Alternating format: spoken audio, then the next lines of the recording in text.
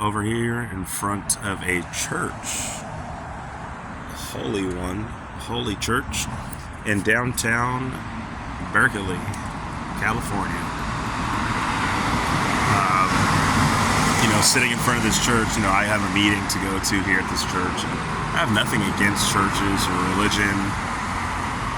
I was actually brought up in a very religious household as a Christian man. I'm still kind of Christian, For the most part, I'm pretty Christian. I follow all the morals that Christianity has to teach. I believe in them thoroughly and, commandments and all that. I spent the most of my time studying religion, reading the Bible 5 days a week, one chapter, one psalm, with my dad. My mom and dad were separated, and I would get dropped off to my dad's house after school, and then my mom would pick me up at night.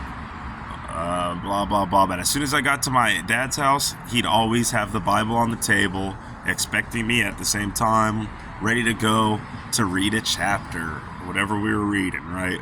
And I was intuned. Why was I intuned? Because it's my father. And, when your dad teaches you something as a kid, you're gonna probably listen. And so, I listened. And through listening to my father, I got a lot from it. My father, he was mentally ill because before I was born, actually, he was in a motorcycle accident. He was at an intersection on Foothill in Oakland. He hit the intersection on Foothill, got hit by a car, flew a couple feet up into the air, landed right on his head, and was in a coma for about a month.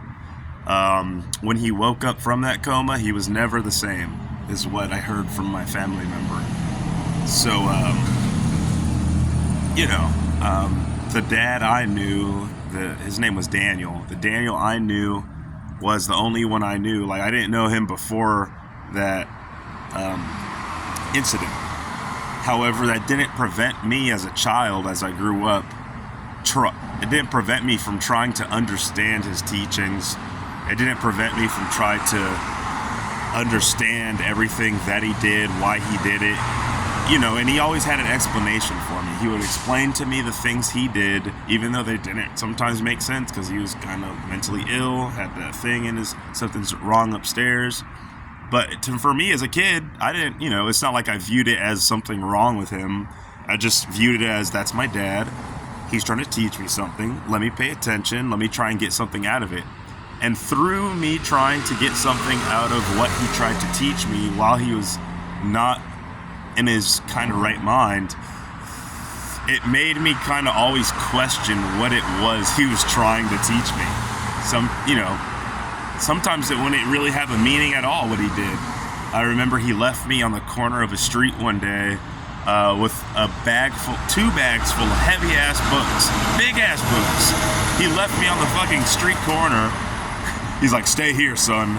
I was like, "Okay." And then he fucking walked away. And I was like, shit. And I'm looking at him, I'm staring at him, and he's just disappearing, getting smaller and smaller. I'm like, oh, fuck that. And so I picked up all these two big-ass bags of books, and I'm trying to catch up with them with my little legs, and I couldn't catch them. Before I knew it, when I look up, hella arms tired as fuck, didn't even make it to the first block. I set the stuff down, look up to look for my dad, and he was gone. He was fucking gone.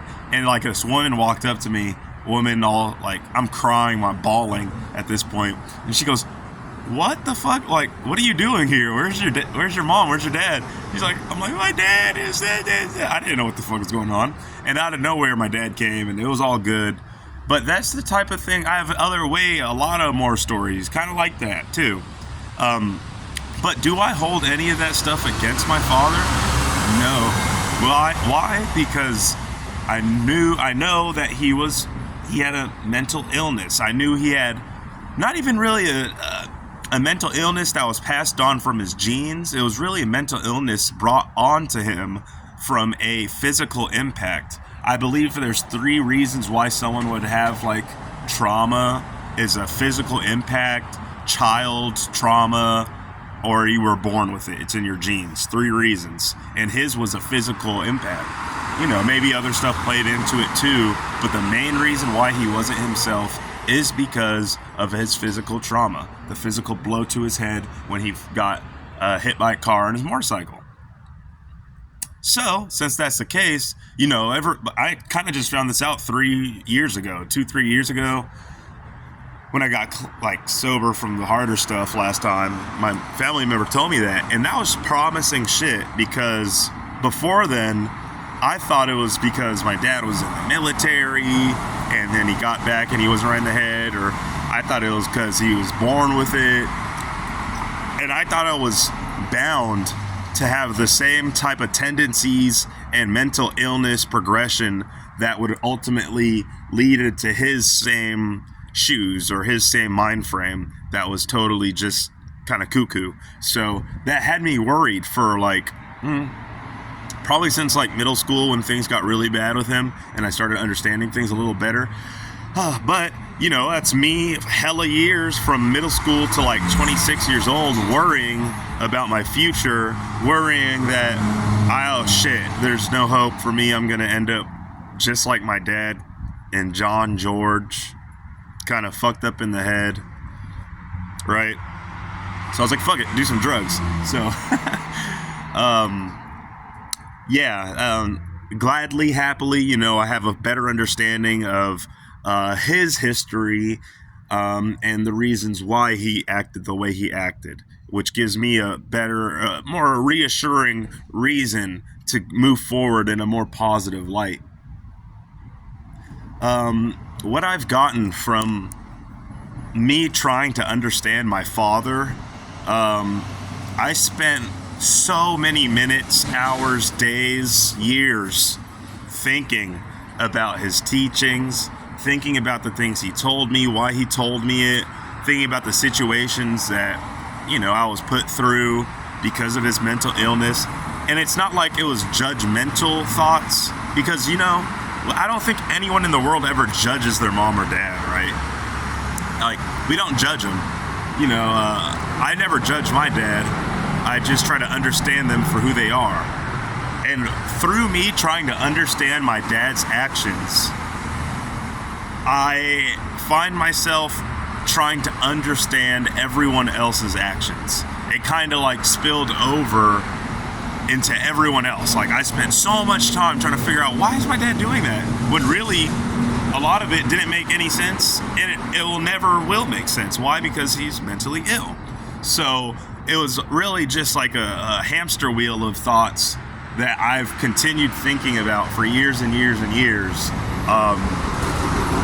And, you know, I've come to many conclusions. I've came to many realizations through this. I'm very thankful for my dad being the man he was, whether or not he was himself when I was born or not. Why? Because it gave me a kind of like a superpower. It turned me into the person I am today. It gave me the power to fucking fully think of situations, think of people's motivations, and try to get a full understanding. To get a full understanding of a person's actions, you really need to, you know, you really have to think about what they're doing. You know, you can't just go off of one or two things. Because, you know, my dad was the guy walking down the street of Oakland, California, yelling to God. He'd yell.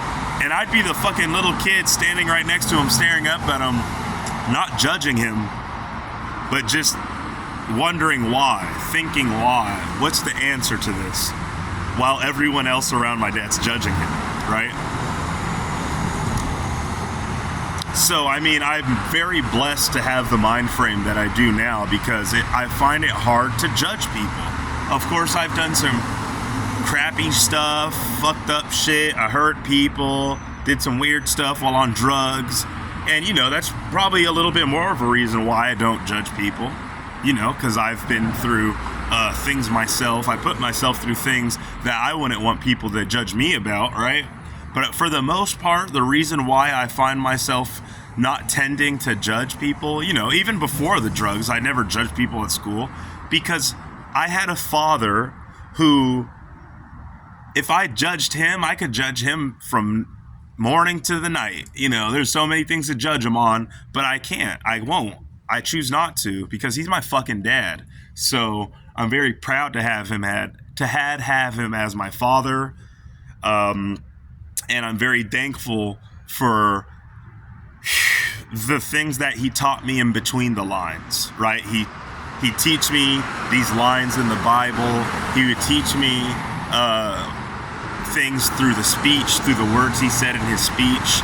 However, in between his speech, his words, in between those lines in the Bible, I get to have a fuller understanding of